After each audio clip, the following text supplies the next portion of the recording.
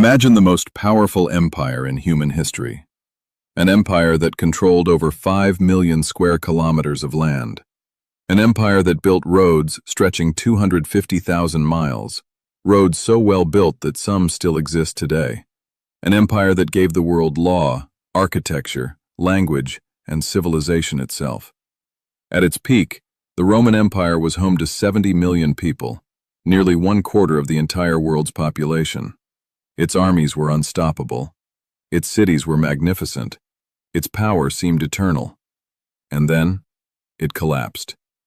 Not in a single battle, not in a single day, but slowly, painfully, over hundreds of years, the greatest empire the world had ever seen simply fell apart. But here's the question historians have debated for over 1,500 years. Why? What destroyed Rome? Was it the barbarian invasions, the corrupt emperors, the economic collapse, or something far darker that nobody wants to talk about? Today on Ancient Files, we uncover the complete, unfiltered truth behind the fall of the Roman Empire. And the answer is more shocking than anything you learned in school. To understand how Rome fell, we first need to understand how great it truly was.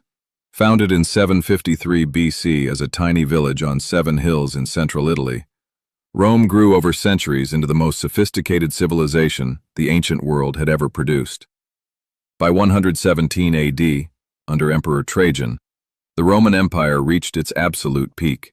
It stretched from Britain in the north to Egypt in the south, from Portugal in the west, all the way to modern-day Iraq in the east. No empire in history had ever been this large, this organized, or this powerful.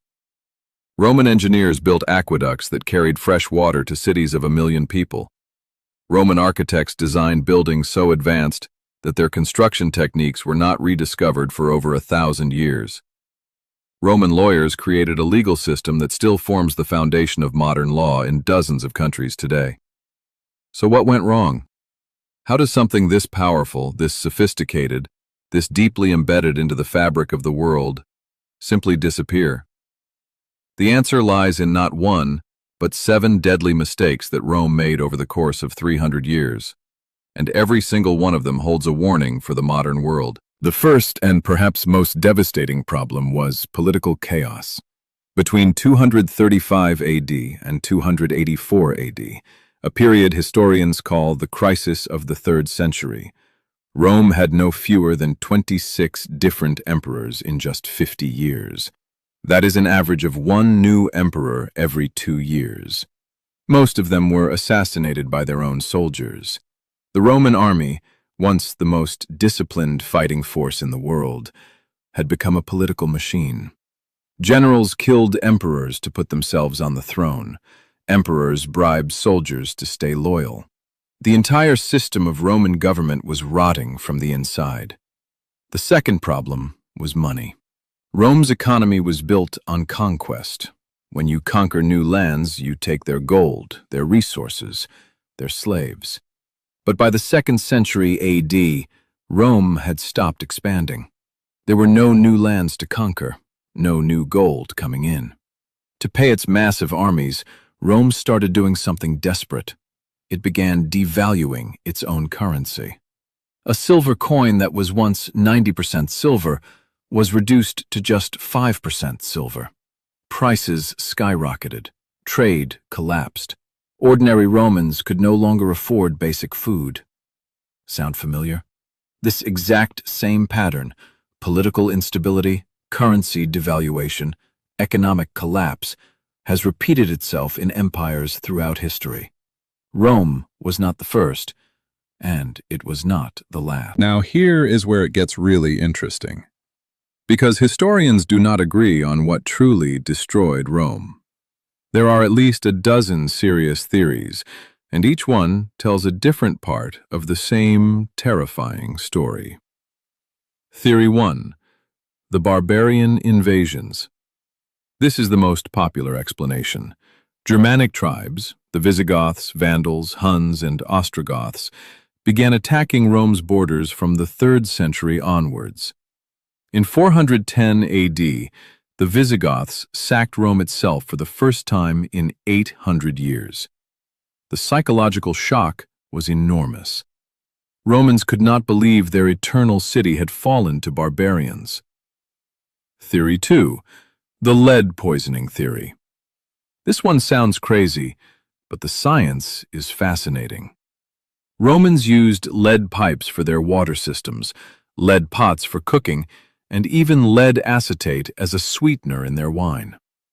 Some historians argue that chronic lead poisoning made the Roman ruling class mentally unstable, leading to the bizarre and destructive behavior of emperors like Caligula and Nero.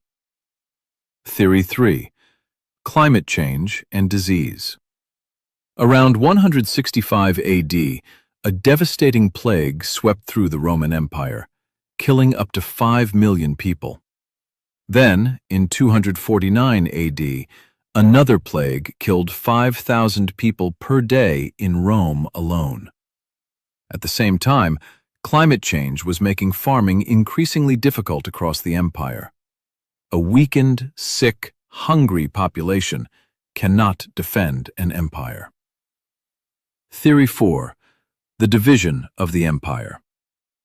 In 285 AD, Emperor Diocletian made a fateful decision. He split the Roman Empire into two halves, east and west, to make it easier to govern. But this division created two separate identities, two separate armies, two separate economies. The western half collapsed in 476 AD. The eastern half, known as the Byzantine Empire, survived for another 1,000 years. But perhaps the most controversial theory of all, the one that makes historians most uncomfortable, is the moral collapse theory. Edward Gibbon, the 18th century historian who wrote the most famous account of Rome's fall, argued that Rome did not fall because of external enemies. It fell because Romans themselves stopped believing in Rome.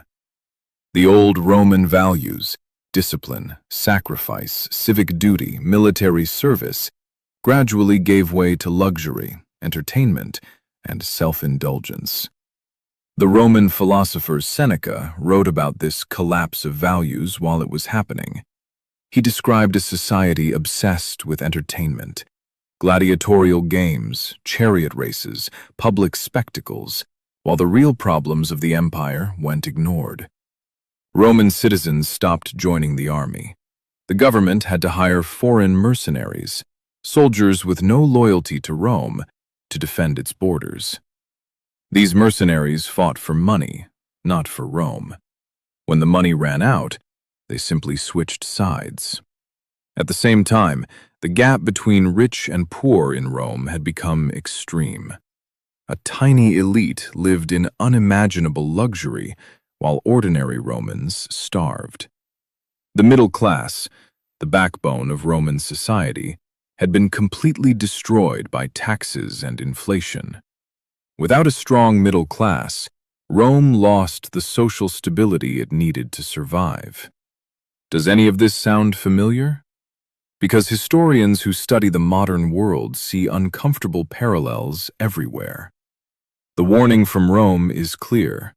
No empire, no matter how powerful, is too big to fail.